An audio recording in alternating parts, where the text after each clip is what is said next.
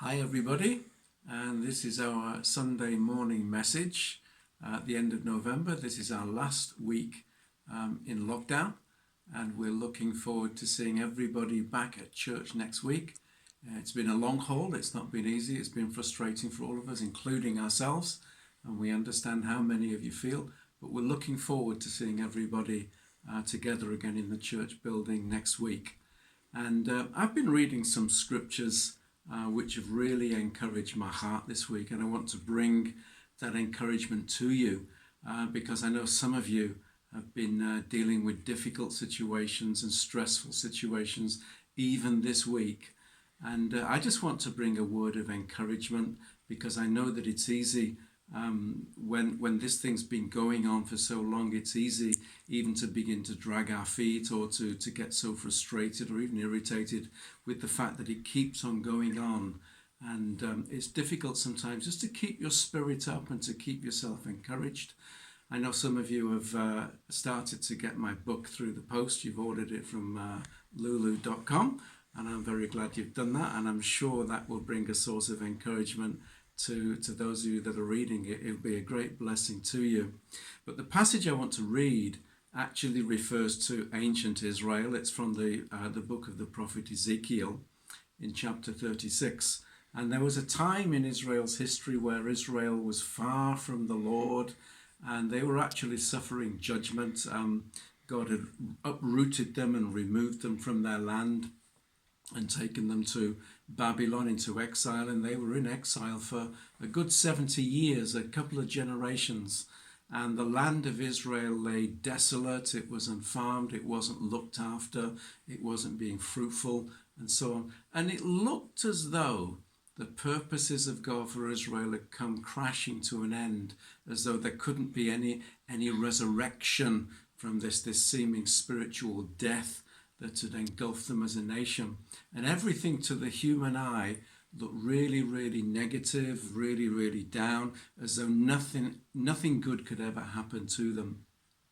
And I want to read through some prophetic promises that God gave to the nation of Israel through Ezekiel, because no matter how hard things get as a believer, you still serve the living God. No matter what's happened in your life and how much brokenness there's been in your life, or how difficult and broken your life was in the past, when you become a Christian, God takes you into his hands and he begins to make something of your life. And bit by bit, he deals with all of the brokenness, and he brings restoration and he brings healing into all of the broken parts of your life. And it's a wonderful thing when you see this happening to yourself as a believer, and when you hear the testimonies of lots of other people in the church about what God has done in their life. You get an idea, you get an inkling of just what God can do.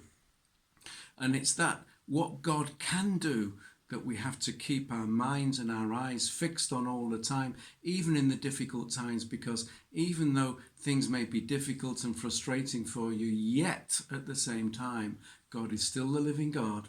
He's still a God can save. He's still a God that can heal. He's still a God that can deliver. And he's a God who brings his life into the death, if you like, of the fabric of our life, or the brokenness of our life. He brings his life and he permeates his life into our life, and we begin to feel and know the effects in our experience of the very life of God with us. So the passage I want to read to you is this, and it's where Ezekiel says to the Israelites, "I will give you a new heart and put a new spirit in you. I will remove from you your heart of stone, and I will give you a heart of flesh. And I will put my spirit in you, and I will move you to follow my decrees and to be careful to keep my laws." Now we know that as Christians as the new birth. It's what happens when somebody becomes a believer in Jesus Christ and receives him into their life. And especially when they become filled with the Holy Spirit comes into them and he fills and permeates their being. And from that time on, they know a free life of praise and worship and prayer, and they have a real desire to follow God in their life. But it doesn't end there. Look what it says here. I will save you from all your uncleanness. That means I will deliver you from it. I will call for the grain and make it plentiful, and I will not bring famine upon you.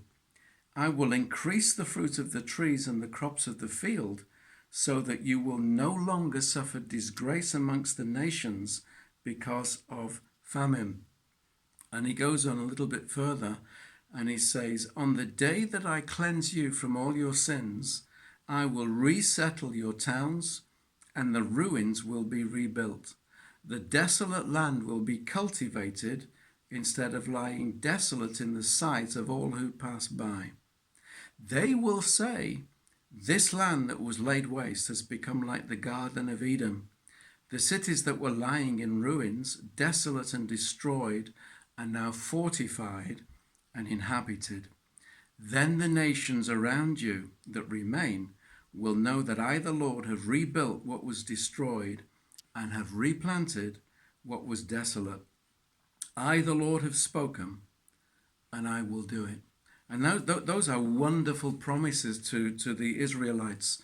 They actually are fulfilled when God brings the Jews and the Israelites back to their land and he reestablishes them as a nation. And if you know anything about the history of Israel, you will know that before 1948 that there weren't many Jewish people living. There are a few 100,000 Jewish people living in Israel. But after 1948, when it became a nation state again, it was like God put a heart call in so many of the Jews worldwide to return to the land of Israel. And if you know anything about the economic history of Israel, you will know just how much God has blessed that nation. And he did it for his own name's sake and in fulfillment of the word of God. See, it doesn't matter what you're going through or how hard your circumstances are or what's happening right now in your life. God has made promises. God has spoken his word. And his word to you is always a life-giving word.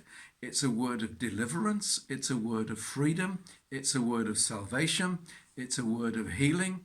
It's a word of fulfillment of all of your needs. You will never go in need. You will never suffer famine. God will always supply all of your needs. He will deliver you, it says here. He will set you free from all of the uncleanness in your life. All those areas of your life which were not right with God, and which you had sin in those areas which were not pleasing to God. God says, I will set you free from those things and I will clean your heart out. And I will not only do that, I will then take your life and I will replant it. I will cause your life to flourish.